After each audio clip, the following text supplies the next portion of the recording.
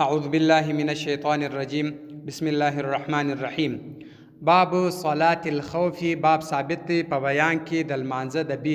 د بیر حالت جوړ دی. د بیر په حالت کې لمونځ چې یو سړی لمونځ نشي کولی، دشمنان وي، مځکه دشمنانو نیولي وي، دغه خلک به بیا لمونځ څنګه کوي؟ دغه حالت دی. اوس دا باب د دې بیان دی. اذا هغه وخت اشتد که سخته سو الخوف بیره جعل ودي ګرځي الامام امام الناس خلق طائفتین دوی ډلې، طائفتن و طائفه و ډله الى وجهه و مخ عدو د دشمن و طائفه بل ډله خلفه ورسته خپل فیصلی المنځ دی ورکي به هذه الطائفه په دغه طائفه سره رکعتن یو رکعت و سجدتین دوی سجده. کچیر دغه بیره جوړول امام برا ولاړ سي، دا د سره مقتدیان به دوی ډلې کې یو ډله به دی په ځان پسې ودروي، یو رکعت منځ به ورکي. ویني کدی مسافر و یا دوه رکعتې ځل منځ و، یا مسافر و یا دوه رکعتې ځل منځ و، نو یو رکعت منځ دی ورکي او دوی سجده. پیدا هو رفع چې راپورته کې راس او سر من السجده د سجده ثانیه ته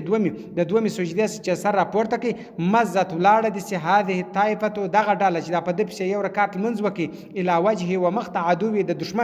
دشمن مخ ته دی ورسي ودی درېږي دا حالت بس پر هغه ځای باندې وجاءت رادس تلك طائفه عبل ډله دراسي فیصلی المنځ دی وکي بهم په دې سره الامام امام رکعتن بل رکعت هغه یو رکعت چې پات دی و سجدتین دوی سجده و تشهد و تحیات بوي وسلم سلام دی وګرځي ولم يسلموا دغه خلک چې سوالات دی دا به سلام نه ګرځي ولې دی خو یو رکعت کړی دی، نو د خو امام دا دوه رکعت امام سلام وګرځاوي د دې د خو یو رکعت و ذهبوا دا دی بیا ولاړ سي دا ډله چې دا په دې یو رکعت وکي الى وجهه و مخ عدو د دشمن مخ له دا ولاړ سي. وجاءت الطائفه الاولى اوله ډله چې یو رکعت پس کړی دی هغه دی راسي فیصلون المنځ دی وکي وحدانا یوازي رکعتان یو رکعت و سجدتین دوی سجده هغه پاته رکعت دی جل دلته یوازي وکي بغیر قراءه بلا قراءت نه وایي وتشهد و تحیات دی وایي وسلموا سلام دی وګرځي ومز ولاړه دی سي الى وجهه و مخ عدو د دشمن وست بیا دغه د دې دوه رکعت پرسوه بس دا دی ولاړه سي د دشمن و مخ د سلام وګرځاوي.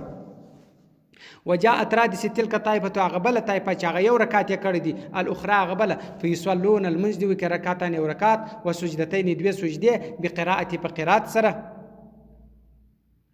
وتشهد و تحیات دی وای وسلم سلام دی وګرځي. فین کان کچیر و الامام امام مقیم ولدی څلور رکعت کوي مسافر نه ولا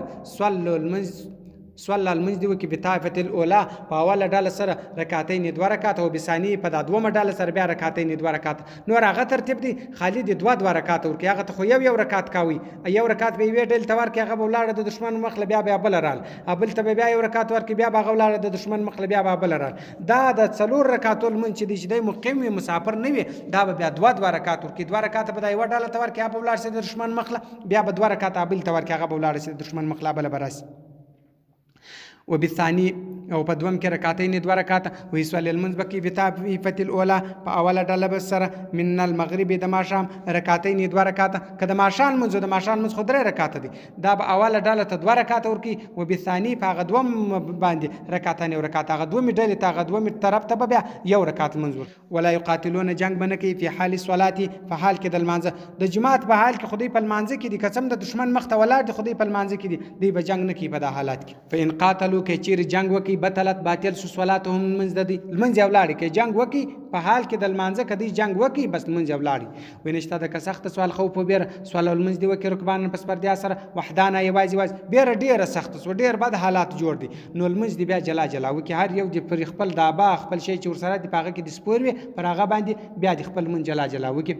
یومون اشاره بکی بر رکوع پر رکوع سره و سجود په سجدا سره